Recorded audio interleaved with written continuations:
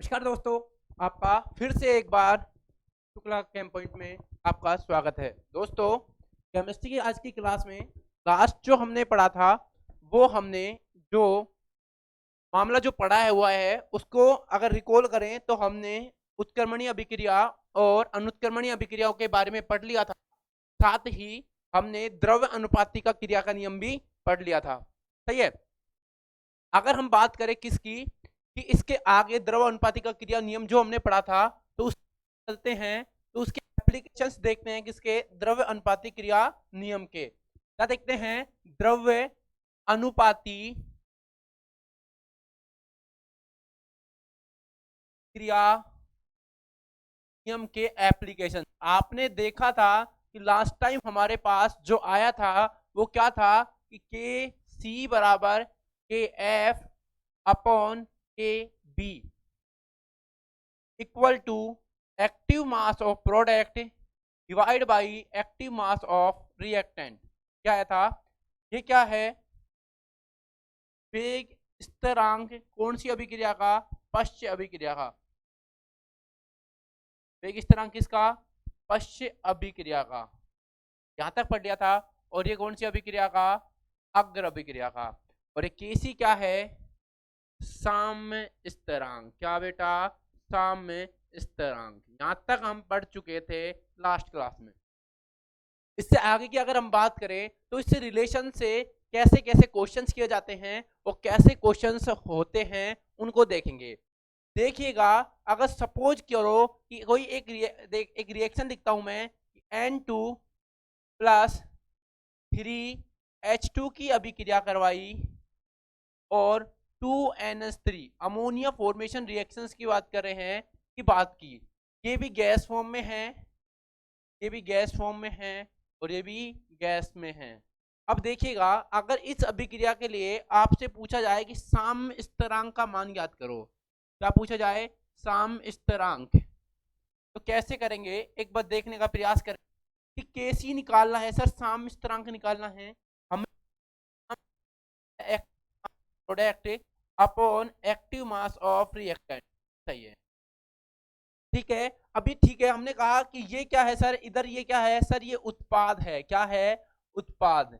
और ये क्या है सर? ये क्रिया कारक है। क्या है? क्रिया कारक। अर्थात ये रिएक्टेंट है और ये क्या है? प्रोडक्ट। तो हमने कहा कि प्रोडक्ट क्या है? ये।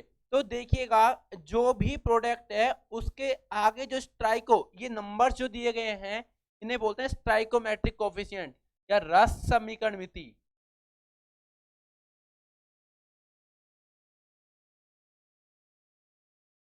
रस समीकरण मिति गुणांक या बोलते हैं स्ट्राइकोमेट्रिक कोफिशिएंट। ओके। अभी ये नंबर्स क्या घात में चले जाते हैं, पावर के रूप में आ जाते हैं जितने भी नंबर हैं। और नीचे ये प्रोडक्ट हो गया, रिएक्टेंट सर N2 है, N2 और H2 है। अब आपको पता है N2 के आगे 1 है। 1 है यार, लगाऊं तो ठीक, नहीं लगाऊं तो भी ठीक, कोई दिक्कत नहीं है। और अगर यहाँ कितने हैं? 3, तो इसका कितना? 3। क्या हो गया? ये हमारा क्या आ गया सर?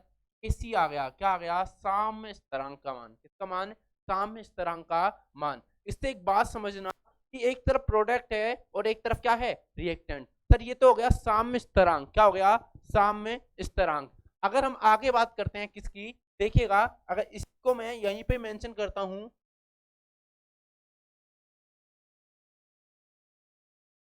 हाँ, देखिएगा, अगर आगे बात करते हैं इसी रिएक्शन से, इसी रिएक्शन से बात करें तो देखो कैसे। मान लीजिएगा आपसे पूछा जाए, ये तो हो गया साम्य स्थिरांक। अगला शब्द या टॉपिक की बात करें, साम्य दाब स्थिरांक। क्या? साम्य दाब स्थिरांक। समझने का प्रयास कीजिएगा। साम्य दाब स्थिरांक को के पी से प्रदर्शित किया जाता है। किससे? के पी। पी का मतलब प्रेशर से। किसका? किससे? प्रेशर से।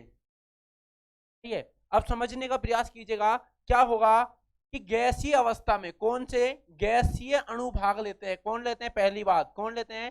गैसीय अणु या परमाणु। लेकिन कोई जैसे उसमें था प्रोडक्ट अपॉन रिएक्टेंट।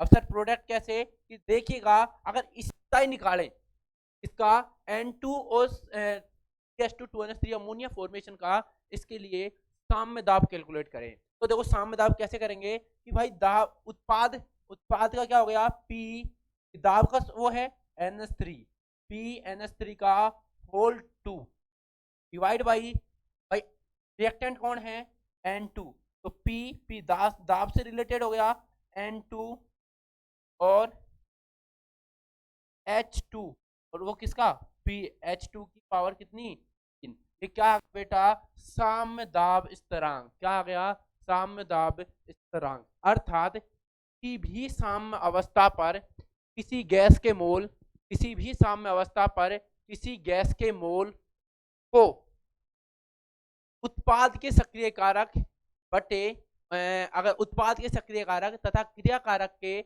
सक्रिय कारक के गुणनफल के अनुपात को देखना, उत्पाद के सक्रिय कारक तथा क्रिया कारक के सक्रिय कारकों के गुणनफल के अनुपात को क्या कहते हैं, साम्य दाब स्थिरांक। क्या कहते हैं, साम्य दाब स्थिरांक। और दाब की अगर बात करें तो यूनिट होती है क्या, एटीएम। क्या होती है, एटीएम। इसको हम निकालेंगे एटीएम के टर्म्स में, हम कैलकुलेट करेंगे और इसको निकालेंगे किसकी, मोल पर लीटर की टर्म्स में हम पढ़ेंगे इससे अगला टॉपिक। साथ ही अगर एक और शब्द की बात करें तो वो है साम्य मोल भिन्न स्थिरांक। मोल भिन्न स्थिरांक, देखिएगा ये क्या होता है, अगर वही बात करें जैसे उसमें दिया गया है, इसे के एक्स से प्रदर्शित किया जाता है। किससे किया जाता है, के एक्स से प्रदर्शित किया जाता है। हाँ, इसे के एक्स से प्रदर्शित किया जाता है,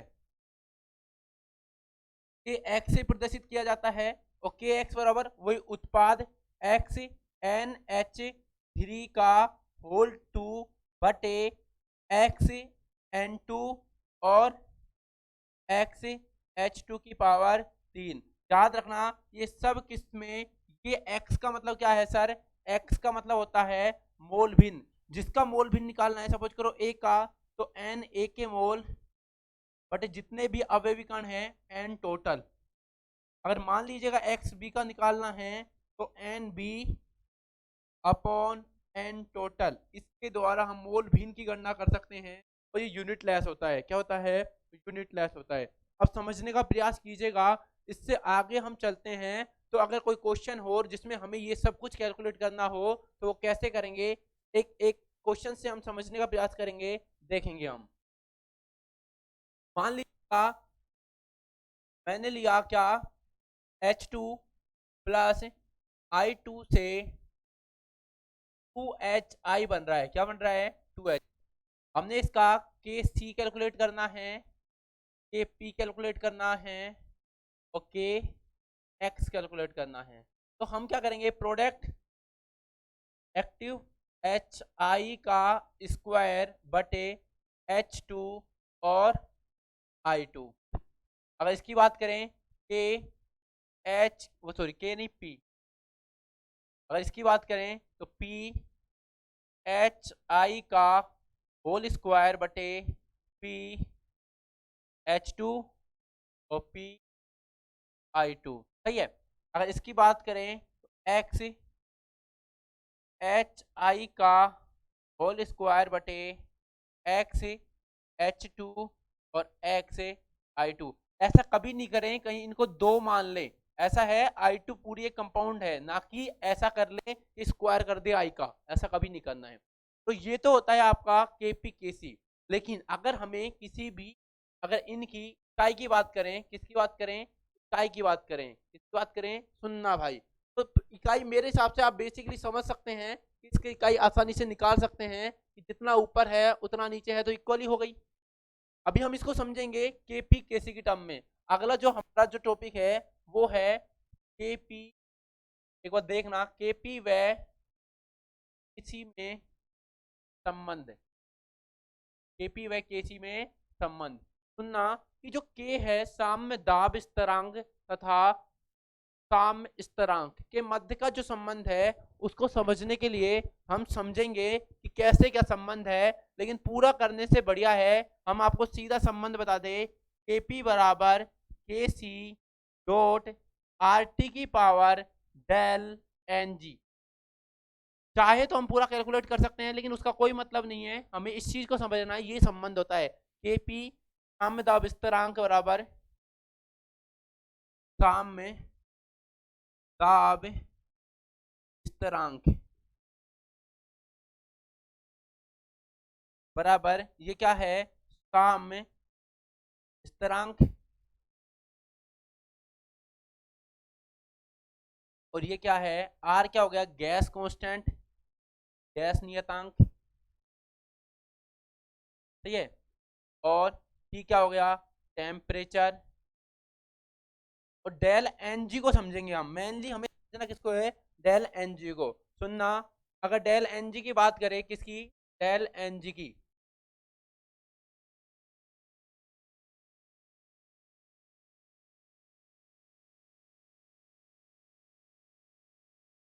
अगर डेल एन जी की बात करें, सुनना, तो डेल जो एन जी है वो क्या होगा, N P minus N R. इसको समझना बड़ा इंपॉर्टेंट है, N P minus N R. Sir N P क्या है, तो ये क्या है, उत्पाद के, उत्पाद के गैसीय अणु के मोल, गैसीय अणु की संख्या बटे, ये क्या है,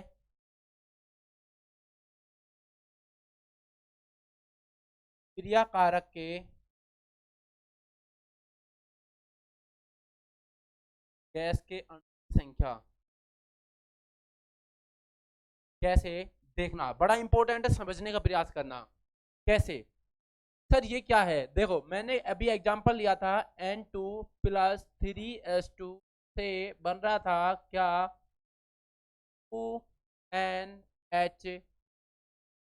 अब देखो 2NH3, समझने का प्रयास कीजिएगा कि क्या था, कि देखो ये है 3 और ये इसके आगे लगा हुआ है 1, हमने बोला ये स्टाइकोमेट्रिक कोफिशिएंट है, और इसके आगे कितने लगे हुए हैं, समझने का प्रयास कीजिएगा, इसके आगे लगे हुए हैं 2, इसके आगे 3 और इसके आगे 1, ये है स्टाइकोमेट्रिक कोफिशिएंट, स्टाइकोमेट्रिक कोफिशिएंट।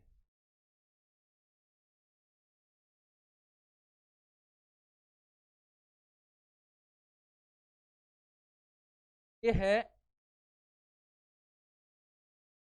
अगर बात करें फिर दोबारा N2, अगले नेक्स्ट पे चलते हैं, एक बार देखें, आपका रिलेशन आया Kp बराबर Kc डॉट आर टी की पावर डेल एन जी, और यहाँ डेल एन जी बराबर क्या है, N product minus N reactant.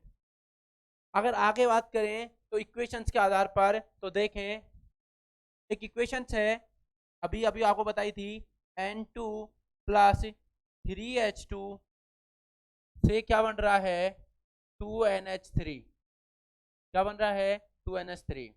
अगर यहाँ पर देखें कि N2 प्लस 3H2 से 2NH3 बन रहा है, तो देखें कि हमें निकालना क्या है, केपी केसी में संबंध, तो बड़ा आसानी से एक बात समझेंगे, ये क्या है, 1 लिखा हुआ है, इसके आगे 3 लिखा हुआ है, इसके आगे 4 लिखा हुआ है, देखो ये क्या है, स्टाइकोमेट्रिक कोफिशिएंट, क्या है, स्टाइको। ये किसका है सर, ये उत्पाद का है, किसका है, उत्पाद का। और ये किस, ये क्या है सर, क्रियाकारक। और हमने यही तो लिखा है, क्रियाकारक उत्पाद माइनस क्रियाकारक। सर उत्पाद में कितने हैं, तो डेल एन जी निकालते हैं पहले, N product minus N reactant. तो देखो अगर इसकी बात करें आगे, तो एन पी, भाई एन पी कितने हैं, भाई यही तो है एन पी, अर्थात 2, और माइनस ये कितने हैं, 3 प्लस 1, कितने हो गए, 4, अर्थात ये कितने हैं, 4। अब कितना आ गया N P, sir N P del N G आ गया -2। अगर डेल एन जी -2 आ गया, अब रिलेशन क्या था सर, के पी बराबर K C dot R T की पावर डेल एन जी, अर्थात आर टू की पावर कितना, -2। तो आप बताएंगे ज्यादा, इसका मतलब मान लीजिए ऐसा ऑप्शन नहीं मिले, के सी अपॉन आर टी की पावर का स्क्वायर, ये भी तो हो सकता है। अर्थात एक ऑप्शन ये भी बन सकता है, के पी इज लेस देन से के सी से, किससे, के सी से, जहां पर के पी के सी से कम होता है। और या ये ऑप्शन बन सकता है, या ये ऑप्शन भी बन सकता है। उम्मीद करता हूँ बात समझ में आ रही होगी। यहाँ से एक ऑप्शन भी और बन सकता है, के सी बराबर के पी पावर आर टी का +2। याद रखना ये भी बन सकता है। क्वेश्चंस कैसे भी ऑप्शंस में बदल सकता है, किसी भी तरीके से ऑप्शंस को कन्वर्ट कर सकता है एग्जामिनर। बात समझ में आ रही होगी। और यहां से एक रिलेशन समझेंगे, देखना कि तीन परिस्थिति हो गई, या तो डेल एन जी का मान क्या हो जाए 0, या डेल एन जी का मान कितना हो जाए पॉजिटिव, और या डेल एन जी का मान कितना हो जाए बेटा नेगेटिव। तीन परिस्थिति हो गई। और अगर हम समझे, एक बार समझने का प्रयास कीजिएगा, आपका क्वेश्चन यहीं से हो जाएगा। तीन परिस्थिति हो गई, अर्थात प्रोडक्ट का मान, सुनना, प्रोडक्ट का N P minus N R होता है ना डेल जी, डेल एन, अब समझे, डेल एन जी बराबर N P minus N are.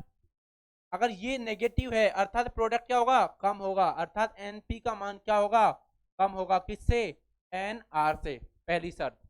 दूसरी बात, अगर ये नेगेटिव है तो के पी बराबर K C dot R T, R T की पावर क्या आ जाएगा नेगेटिव आएगा।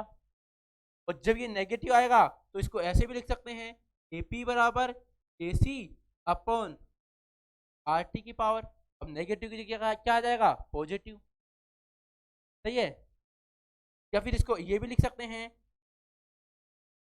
के पी बराबर, सॉरी, के पी कम है इससे, इसी से। यहाँ से आपका क्वेश्चन कैसा भी होगा हो जाएगा। अगर इसकी बात करें तो इसमें क्या होगा, एन प्रोडक्ट इक्वल है किसके, एन रिएक्टेंट के, तभी तो जीरो रहेगा। भाई आपको पता है इसमें से जाएगा तभी तो जीरो है जब ये बराबर होगा। अब बराबर है तो के पी के सी पावर आर टी की पावर कितनी सर जीरो हो जाएगी। वो किसी की भी पावर जीरो हो वो कितना होता है इकाई, अर्थात 1 होता है। क्या होता है 1 होता है। पूरा मान कितना हो जाता है 1। चूंकि मेंशन कर देता हूँ आर टी की पावर जीरो मतलब कितना 1, केपी का मान केसी के बराबर हो जाता है। वो भी पढ़ेंगे, इक्वेशंस पढ़ेंगे हम, एक बार समझेंगे बाद में।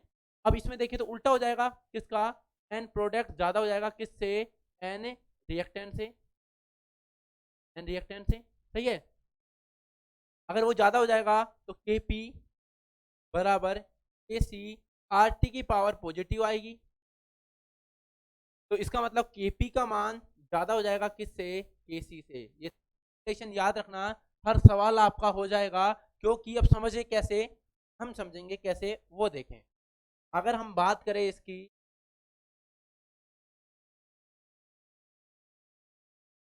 देखें एक इक्वेशन की बात करते हैं, नेगेटिव। अभी आपने एक इक्वेशन पढ़ी थी 3s2n2 प्लस 3s2 से 2ns3, और इसमें आपने देखा, देखे समझे, ये दो प्रोडक्ट कितना सर, दो रिएक्टेंट कितना सर, एन आर कितने 3 और एक 4, 4, अर्थात डेल एन जी कितना, एन जी कितना हो गया 2 माइनस 4 इक्वल टू -2। अर्थात समझ में आया कि नेगेटिव कैसे हुआ। इधर देखें sir, example H2 plus I2 से 2HI, और H2 2HI, देखो ये कितना हो गया, NP सर कितना है 2, NR कितना है सर 1, इसके आगे है 1, इसके आगे है अर्थात 2। तो N डेल एन जी बराबर कितना आ गया 2 माइनस 2 इक्वल टू।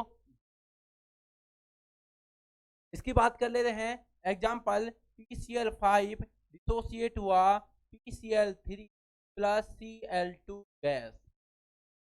ये सॉलिड है, सॉलिड इंक्लूड किया नहीं जाता है, और ये गैस है, समझे। तो क्या होगा, एन प्रोडक्ट कितना हो गया सर 1 और 1 2, माइनस इसको इंक्लूड करना नहीं है क्योंकि सॉलिड है, सॉलिड इंक्लूड नहीं किया जाता, और कितना आ गया 2, किसका पॉजिटिव का। इस तरीके से अगर हम बात करें, इस तरीके से हम कर सकते हैं एनपी और केपी, अर्थात केपी और केसी का रिलेशन। उम्मीद करता हूँ ये बात आपको समझ में आई होगी बहुत अच्छे से। केपी केसी का रिलेशन से क्वेश्चन आपका हर क्वेश्चन हो जाएगा इस टेबल से, और इस टेबल को आप उतार लीजिएगा आराम से। और इससे अगला जो टॉपिक है उसको हम बहुत अच्छे से करने का प्रयास करेंगे, आसान भी टॉपिक है उसको देखते हैं इसके बाद। जो कि आपको पता है उस टॉपिक के लिए बहुत ज़्यादा लोग, अगर बात करें क्वेश्चंस, तो बहुत ज़्यादा लोग क्वेश्चंस देखते हैं उस टॉपिक से रिलेटेड। सही है। अगर इससे रिलेटेड एक क्वेश्चन करवाया जाए आपको, तो वो हम लास्ट में, आप ऐसा नहीं है कि हम इनके न्यूमेरिकल्स नहीं करेंगे, हम लास्ट में इनके क्वेश्चन सारे के सारे एक एक क्वेश्चन को समझने का प्रयास करेंगे। तो याद रखना, ऐसा कोई दिक्कत नहीं आएगी इससे कि कोई दिक्कत पैदा हो। इससे आगे का जो फैक्टर है उसको, और वहां से क्वेश्चन जरूर बनता है, उस क्वेश्चन को समझेंगे हम कैसे। हमारा जो टॉपिक है साम्य अवस्था या साम्य स्थिरांक, सबसे इंपॉर्टेंट स्थिरांक को प्रभावित करने वाले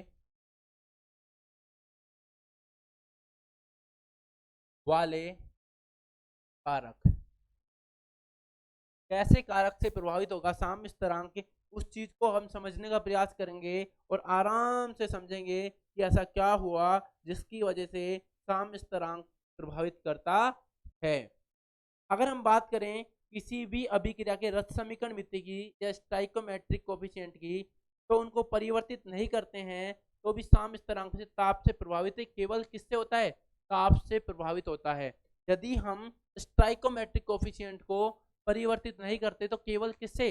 ताप से ही प्रभावित होता है। लेकिन यहां से ना समझते हुए इसको समझना हमारा पहला कारक। यदि कोई अभिक्रिया, सुनना, यदि कोई अभिक्रिया, मैंने कहा ए प्लस बी, यदि कोई अभिक्रिया, देखना, सी और डी में जा रही है, बड़ा इंपॉर्टेंट है और बड़े आसानी से समझेंगे। और इसके लिए आपको K1 दे दिया, क्या दे दिया? K1, और कुछ भी दे दिया हो, हमने इसको K1 ही मान लेते हैं। क्या मान लेते हैं? K1। ये क्या है सर? साम्य दाब स्थिरांक। अगर ये है मूल अभिक्रिया, कौन सी अभिक्रिया बेटा? मूल अभिक्रिया, मूल अभिक्रिया। यदि इस अभिक्रिया को उल्टा कर दिया जाए, क्या कर दिया जाए? प्लस डी से अभिक्रिया चल रही है ए प्लस बी, और इसके लिए साम्य स्थिरांक K2 है और इसका मान पूछा जाए, तो इसके साथ रिलेशन शो करना है इसका, इसका। तो क्या बोलेंगे कि जब भी किसी अभिक्रिया की दिशा परिवर्तित कर दी जाए, देखो ये दिशा थी, हमने क्या कर दी? उल्टी। जब भी किसी अभिक्रिया की दिशा परिवर्तित कर दिया जाए तो साम्य स्थिरांक अनुपात में चला जाता है या व्युत्क्रमानुपाती हो जाता है। कैसे? अर्थात इसका K2 निकालेंगे तो क्या होगा? और किसका? मूल अभिक्रिया का क्या हो जाएगा? K2 K1, अर्थात अभिक्रिया का जो मूल अभिक्रिया का साम्य स्थिरांक क्या हो जाएगा? व्युत्क्रमानुपाती हो जाएगा। बात समझ में आई? पहले अभिक्रिया इस दिशा में जा रही थी, जैसे इस दिशा में गई तो इसका मूल अभिक्रिया का साम्य स्थिरांक निकल गया। तो साम्य स्थिरांक निकल गया तो अभिक्रिया को हमने उल्टा कर दिया और बोला अब बताओ इस अभिक्रिया का क्या है साम्य स्थिरांक। तो पता चला कि जो अभिक्रिया तुमने उल्टी की है, अर्थात मूल अभिक्रिया को ढूंढो, इसकी मूल अभिक्रिया सर ये है, लेकिन उल्टा कर दिया है, बस कुछ नहीं हुआ उल्टा, अर्थात तो क्या करोगे? साम्य दाब या साम्य स्थिरांक को क्या कर दोगे? व्युत्क्रमानुपाती कर दोगे। क्या कर दोगे? व्युत्क्रमानुपाती। कैसे? अगला एग्जांपल समझेंगे, इसको समझेंगे अगला एग्जांपल कैसे। देखें, मान लीजिए एक अभिक्रिया है N2 प्लस 3S2 और अभिक्रिया क्या जा रही है? 2NH3, और इसके लिए K1 दिया गया है, मैंने कहा 100 दिया गया है। कितना दिया गया है? 100। और बोला बोला कि अभिक्रिया NH3 होल 2 से N2 प्लस 3S2 के लिए साम्य स्थिरांक का मान ज्ञात करो। साम्य स्थिरांक का मान ज्ञात करो। तो हमें ये दिया है, तो हमने देखा कि सर हमारी जो अभिक्रिया दी गई है वो ये थी N2 प्लस 3S2, इससे क्या बन रहा है? 2NH3। हमने इसको उल्टा कर दिया, सर इसका उल्टा करते व्युत्क्रमानुपाती होने वाला है, अर्थात 2NH3 अगर से यदि N2 plus N2 plus 3S2 कर दिया जाए तो जो K2 है वो क्या होगा? 1/K1। और K1 कितना है सर? K2 बराबर K1 है, तो आ गया जो भी आंसर आएगा 10⁻² हो जाएगा आंसर। सीधी सी बात है, हमने उल्टा कर दिया तो इसको भी क्या कर दिया?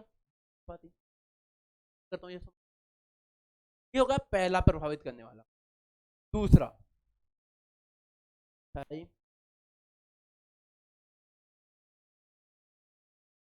दूसरा क्या है समझे, दूसरा जो कारक है वो क्या है, कोई भी अभिक्रिया को, कोई भी मूल अभिक्रिया को, कोई भी मूल अभिक्रिया को समझें, मूल अभिक्रिया को किसी गुणांक से गुणा करते हैं, गुणांक से गुणा करते हैं, समझना, गुणा करते हैं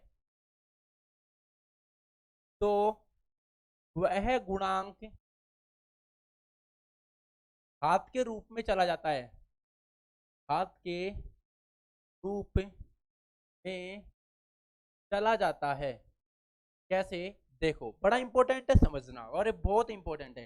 मैंने कहा एक अभिक्रिया ए से बी जा रही है, इसके लिए मैंने कहा के आपको दे दिया K1, हमें दूसरी अभिक्रिया दी गई 2A और उससे बना 2P, 2A से 2P। भाई सीधी सी बात है, मल्टीप्लाई कितने से किया सर, हमने देखा कि ये तो सेम दिशा में है, जैसी ये थी वैसी ये है, और इसके लिए K2 पूछा है आपने, अर्थात जैसी दिशा थी वैसी ही दिशा में है, लेकिन हमने क्या कर दिया सर, इसको 2 से मल्टीप्लाई कर दिया है, कितने से, 2 से। तो तुम भी क्या करो, अरे भाई मूल अभिक्रिया का साम स्थिरांक को हाथ में बदल दो, तो क्या आ गया का K1 का। सर ये बात तो हमें समझ में नहीं आई, आगे बताएं। अगर आगे बात करते हैं तो देखो कैसे, कि मैंने एक इक्वेशन ले ली H2 प्लस I2 से 2HI, फिर मैंने अगली इक्वेशन ले ली 2H2 प्लस 2I2 से क्या बन गया 4HI। हमें ये दे दिया क्या, K1 दे दिया 10 और K2 पूछ लिया। भाई हमने देखा इक्वेशन तो सेम है, H2I2 2HI, H2I2 HI, लेकिन इसमें इसमें 2 से गुणा किया गया है, तो मूल अभिक्रिया कौन सी, ये मूल अभिक्रिया पूछी कौन सी है, जिस अभिक्रिया का मूल अभिक्रिया समान दिशा है, अगर दिशा विपरीत हो जाती तो उल्टा हो जाता। समान स्क्वायर कितना कर देंगे, स्क्वायर सर कितना है 10 का कर देंगे कितना स्क्वायर, कितना आ गया आंसर। सर इसी क्वेश्चन को यहां से ऐसे कर देता कि आप ऐसा करो कि, समझना, आप ऐसा करो कि half H2 plus half I2 से क्या कर दिया H।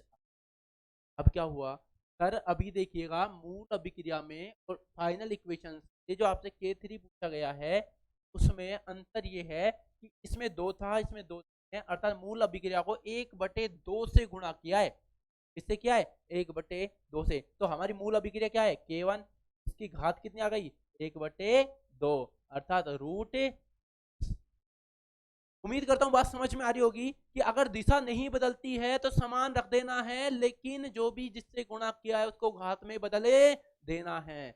लेकिन यदि दिशा भी बदल दी गई, अगर इसी अभिक्रिया को उल्टा लिख देता, समझना एक बार, बड़ा इंपॉर्टेंट टॉपिक है, बड़ा इंपॉर्टेंट है समझना। अगर इसी अभिक्रिया को क्या कर दूं मैं, उल्टा कर दूं, देखो एक बार समझें, इसी अभिक्रिया को क्या कर दिया कि सर अगली अभिक्रिया 1 नंबर ये मूल अभिक्रिया, दूसरी हमने कैलकुलेट की है, तीसरी अभिक्रिया ये, चौथी ये, अगर HI करके उल्टा कर दिया, half H2 plus half I2 और पूछ लिया K4, तो हमारी सर मूल अभिक्रिया में तो ऐसे दिशा थी, लेकिन इसमें तो उल्टा कर दिया, अर्थात अभिक्रिया का व्युत्क्रमानुपाती हो जाएगा, तो K4 क्या हो जाएगा सर, K1 का तो क्या हो जाएगा व्युत्क्रमानुपाती।